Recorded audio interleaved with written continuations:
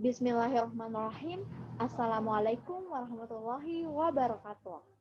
Nah, kembali lagi di channel Novia Yusmita. Namun, pasti masih ada dari kalian yang belum mengenal saya. Alangkah baiknya saya memperkenalkan diri. Perkenalkan, nama saya Novia Yusmita dari kelas 28E, mahasiswi PGSD Bone Vivlenen.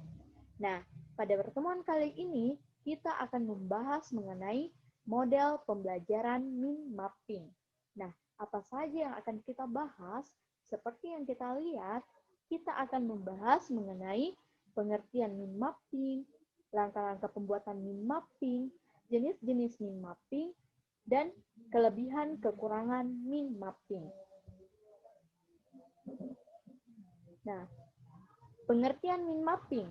Mind mapping merupakan sebuah metode untuk mengelola informasi secara keseluruhan melalui pemetaan peta pikiran berbentuk percabangan yang dituangkan langsung ke dalam media tulis, baik kertas maupun digital. Mind mapping pertama kali dikembangkan oleh Tony Buzan, seorang psikolog dari Inggris. Beliau adalah penemu mind map atau peta pikiran, ketua Yayasan Otak, pendiri klub pakar atau Brain Trust, dan pencipta konsep malak mental. Mind map diaplikasikan di bidang pendidikan seperti teknik, sekolah, artikel, serta menghadapi ujian.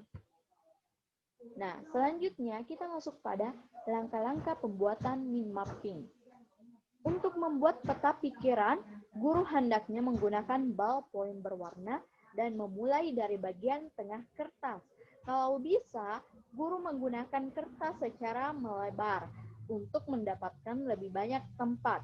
Nah, adapun langkah-langkahnya yang pertama yaitu tulis gagasan utamanya di tengah-tengah kertas dan lingkupilah dengan lingkaran, persegi, atau bentuk lain.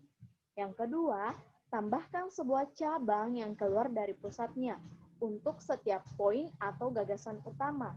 Jumlah cabang-cabangnya akan bervariasi tergantung dari jumlah gagasan dan segmen. Nah, yang ketiga, gunakan warna yang berbeda untuk tiap-tiap cabang.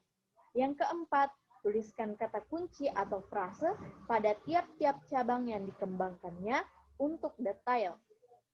Kata kunci adalah kata-kata yang menyampaikan inti sebuah gagasan dan memicu ingatan kalian.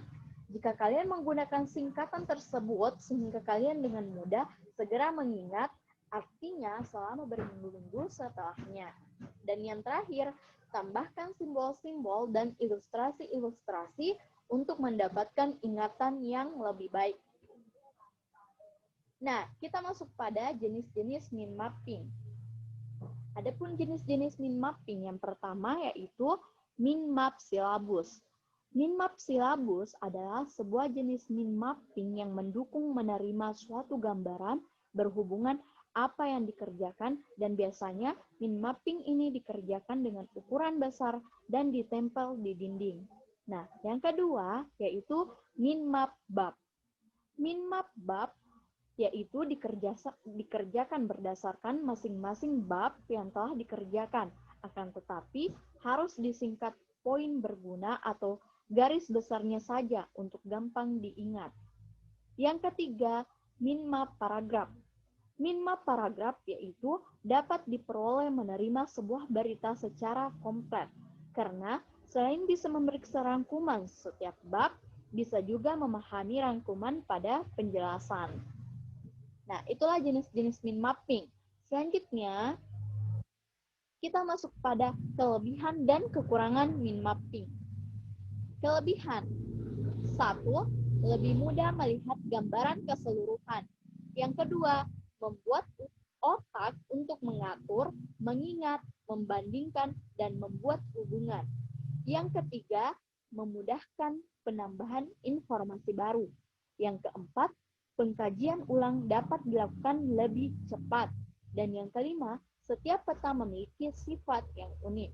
Itulah kelebihan dari model mind mapping. Nah, selain kelebihan juga ada kekurangan. Adapun kekurangan dari model pembelajaran mind mapping yaitu yang pertama, Waktu terbuang untuk mencari kata kunci pengingat karena kata kunci pengingat terpisah oleh jarak.